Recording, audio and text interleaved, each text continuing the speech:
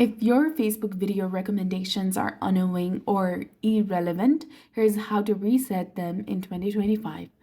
First, go ahead and use the uninterested option. First, open the Facebook application on your mobile device, log into your account, tap on a video, tap on its three dot in the top. Here, you'll get two different options of interested and not interested. Go ahead, tap on non-interested over here, and fewer of your posts will be like this. After that, you can try clearing the search history. Tap on the three lines in the top right corner. Now you need to scroll down and go to your activity log option.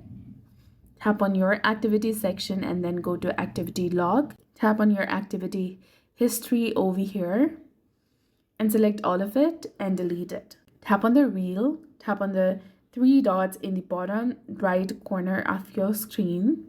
Then tap on hide reel or not interested, and it will show view a video like this or hide the reel.